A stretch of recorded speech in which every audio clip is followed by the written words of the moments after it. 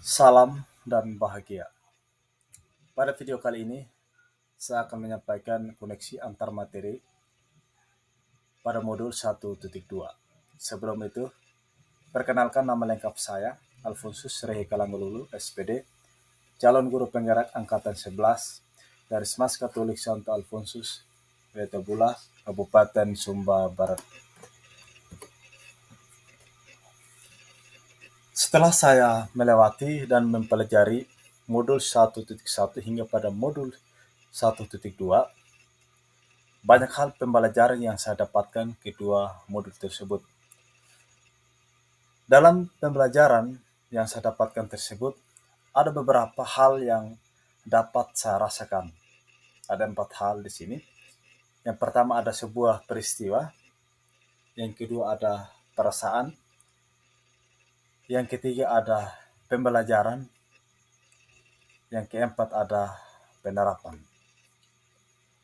Dalam peristiwa tersebut, yang paling menantang bagi saya sebagai seorang guru penggerak dari pembelajaran modul 1.1 hingga pada modul 1.2 ada 2. Yang pertama, bagaimana seorang guru harus membuat atau melakukan aksi nyata pada modul 1.1 tentang filosofi pendidikan Ki Hajar Dewantara. Yang kedua, harus mempelajari nilai guru penggerak melalui MLS, logokarya, orientasi, eksplorasi, dan elaborasi. Dalam peristiwa tersebut, pertanyaannya, apa menjadi kaitan antara modul 1.1 dan modul 2? Yang saya pelajari dan saya pahami setelah mengikuti kegiatan tersebut, di mana filosofi Ki Hajar Dewantara tentang pendidikan,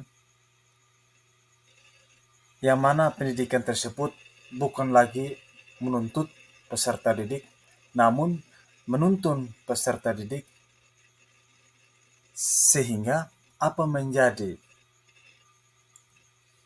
filosofi daripada Ki Hajar Dewantara dapat terwujud. Dan itulah menjadi tugas seorang guru penggerak. Sehingga sebagai seorang guru penggerak harus menghambakan diri pada peserta didik sehingga dapat terjadi keberpihakan pada murid. Setelah itu semua dilakukan oleh seorang guru penggerak, maka ada sebuah keberhasilan seorang guru yang terjadi. Maka setelah terjadi sebuah proses keberhasilan dari proses tersebut yang dilakukan oleh guru, maka dikatakan menjadi pemimpin pembelajaran saat itu. Dalam peristiwa tersebut, begitu banyak momen, begitu banyak perasaan yang saya alami ketika mempelajari modul 1.1 dan modul 1.2. Saya mengibaratkan diri sebagai seorang peserta didik yang terus belajar lebih banyak, di mana saya sebagai seorang guru yang masih terus belajar mengenai nilai dan peran guru, dan masih banyak hal yang perlu saya ubah. Cara pandang saya mungkin selama ini terlalu menuntut peserta didik, memaksakan keadaan peserta didik. Oleh karena itu, dengan mempelajari modul 1.1 dan modul 1.2, saya tidak lagi menuntut peserta didik, namun menuntun peserta didik untuk mencapai keselamatan yang setinggi-tingginya.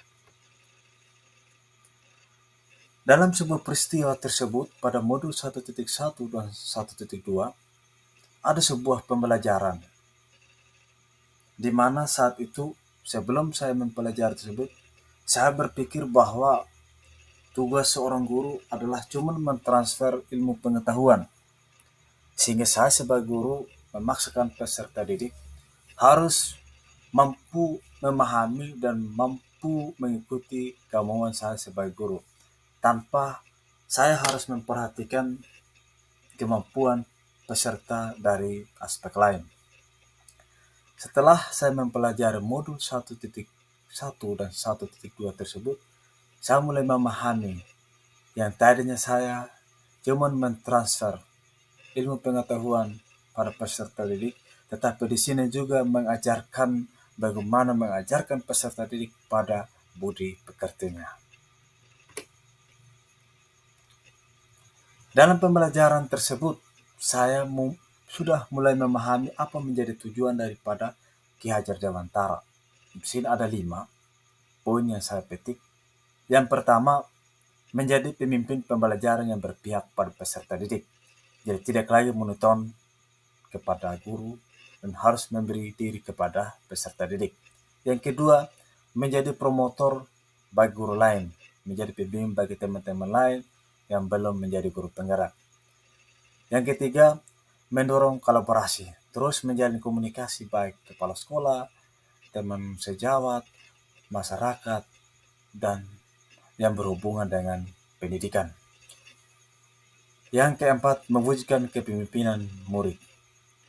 Yang kelima, menggerakkan komunitas belajar seperti IHT, komunitas belajar antara guru mapel, dan segala macam yang berhubungan dengan pendidikan. Dalam proses peristiwa tersebut pada modul 1.1 hingga pada modul 1.2, di sini ada sebuah yang namanya penerapan. Setelah saya mempelajari modul 1.1 dan sampai pada modul 1.2, kira-kira apa menjadi prospek ke depan setelah saya mempelajari tersebut. Jadi pengembangan diri saya yang saya akan lakukan untuk menguatkan nilai dan peran saya sebagai guru penggerak ada 3 di sini. Yang pertama, saya harus aktif mengikuti pelatihan secara mandiri lewat webinar, lewat pelatihan online, offline, dan segala macam yang berhubungan kompetensi saya sebagai seorang guru. Yang kedua, harus aktif berkolaborasi dengan rekan guru dalam peningkatan mutu lembaga. Jadi saya sebagai seorang guru tidak boleh menutup diri terhadap sesama guru, terus kita menjalin kolaborasi, berkomunikasi yang baik. Yang ketiga, merubah pola atau statement pembelajaran yang berpihak pada guru menjadi berpihak pada peserta didik. Mungkin saja yang saya sampaikan. Apabila dalam penyampaian saya ada hal-hal yang kurang berkenan, mohon dimaafkan. Sekian dan terima kasih.